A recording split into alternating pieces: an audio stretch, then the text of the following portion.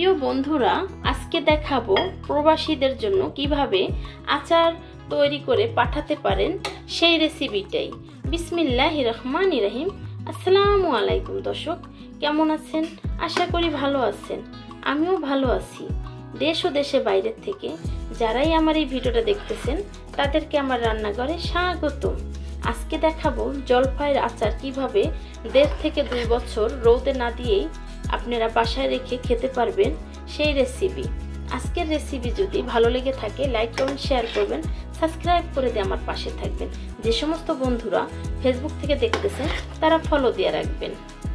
এখন দিয়ে দেব আমি যেই ফোড়নটা রেখে দিয়েছি সেটাই দিয়ে দেব সাজিয়ে। হয়ে গেছে আচারটা ডেকোরেশন করা, দেখতেই পাচ্ছেন বন্ধুরা কতটা সুন্দর বা লোভনীয় হয়েছে আজকে আমার আচার রেসিপিটা। চলুন দেখে নেওয়া যাক কী কী উপকরণ লাগতেছে আজকে আমার আচার রেসিপিতে। বন্ধুরা, এখানে জলপাইটাকে কামরাঙ্গার মতো করে ফালি করে নিয়েছি। এই ফালিগুলো কিন্তু ফেলে দেইনি, এটা দিয়ে আরেকটা আচার বানিয়ে নেব। এখানে যে আচারের জন্য মশলাগুলো নিয়েছি সেটা আপনাদেরকে এখন দেখিয়ে দেব।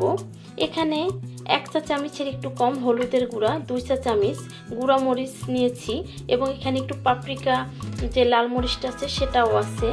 এখানে নিয়েছি রাঁধুনি, জয়িন এবং তেজপাতা, নর্মাল জিরা, ধনিয়া সেটার গুঁড়া নিয়েছি 2 চা চামচের থেকে একটু বেশি।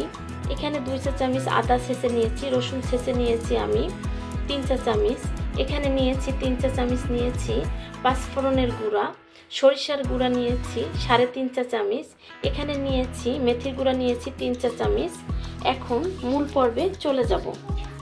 এখানে দিয়ে দিচ্ছি ঘানে ভাঙানো সরিষার তেলটা।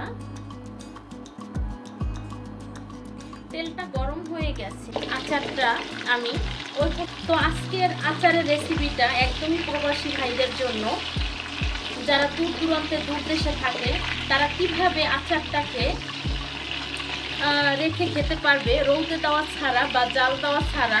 এটা 2 বছর এবং 1.5 বছর রেখে খেতে পারবে, সেই জন্যই আজকের আচার রেসিপিটা আমার। আর আচারটা যে বানাচ্ছি এটা আমার একদমই অর্ডারি আচার। এটা বিদেশ যাবে প্রবাসী ভাইদের জন্য। এভাবে করে আমরা ভেজে নেই, সেই ক্ষেত্রে জলপাইটা ভিতরে এই যে কামরাঙ্গার মতো যে গ্যাপগুলো আছে, গ্যাপগুলো ভিতরে ঢুকে ঢুকে জলপাইটা কিন্তু ভাজা হয়ে যাচ্ছে, পানিটা কিন্তু টেনে নিচ্ছে। সেই ক্ষেত্রে কিন্তু জলপাইয়ের আচারটা নষ্ট হওয়ার সম্ভাবনা থাকবে না। নষ্ট হওয়ার সম্ভাবনা যদি না থাকে সেই ক্ষেত্রে আচারটা খুবই ভালো থাকবে এবং অনেকদিন রেখে আচারটা খেতে পারবে। তো মূলত আজকের রেসিপিটা তো আমি বলেই দিলাম আমার এক প্রবাসী ভাইয়ের জন্য। জলপাইটা ভাজা হয়ে গেছে। এখন একে একে সব রকমের মশলাগুলো দিয়ে দেব। দিয়ে দিচ্ছি মেথির গুঁড়া, দিয়ে দিচ্ছি মরিচের হলুদের গুঁড়াটা, দিয়ে দিচ্ছি আমি এটা সরিষার গুঁড়া। আমি মরিচটা ভেজে দেব কিছুক্ষণ পরে। দিয়ে দিচ্ছি পাঁচফোড়নের গুঁড়া, দিয়ে দিচ্ছি ধনিয়া জিরার গুঁড়াটা, শাহি জিরা ওই গুঁড়াটা দিয়ে দিলাম। এখন দিয়ে দিচ্ছি আদা রসুনটা।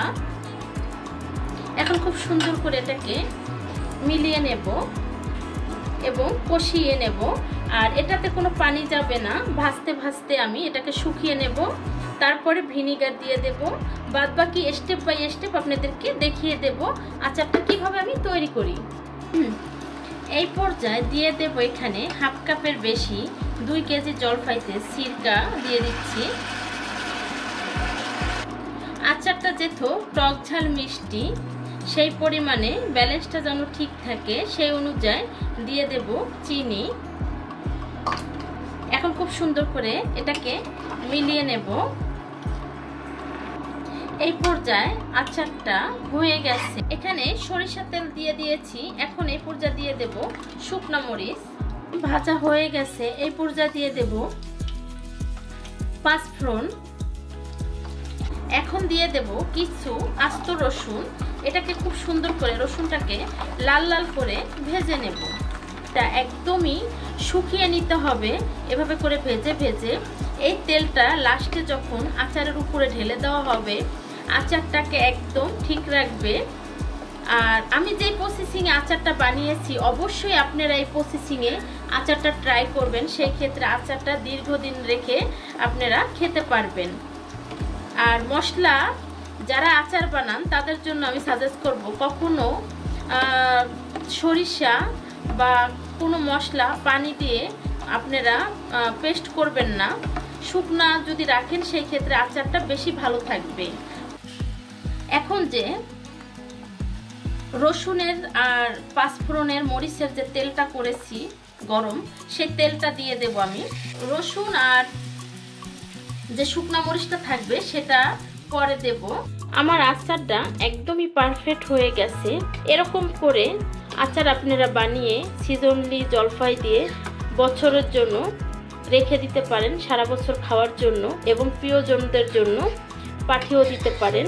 আমার এই আচারটা আজকে বলেই দিয়েছি, যেটা যে আমাকে একজন অর্ডার দিয়েছে, সেই আচারটাই আমি আজকে আপনাদের সাথে শেয়ার করলাম। আমার রেসিপি যদি ভালো লেগে থাকে লাইক কমেন্ট শেয়ার করবেন, সাবস্ক্রাইব করে দিয়ে আমার পাশে থাকবেন। যে সমস্ত বন্ধুরা ফেসবুক থেকে দেখতেছেন তারা ফলো দিয়ে রাখবেন। আজকের রেসিপি আমার এই পর্যন্তই। ভালো থাকবেন, সুস্থ থাকবেন, আশপাশের মানুষকে ভালো রাখবেন, চলার পথে সতর্ক চলবেন। দেখা হবে নতুন কোনো রেসিপি নিয়ে। আল্লাহ হাফেজ।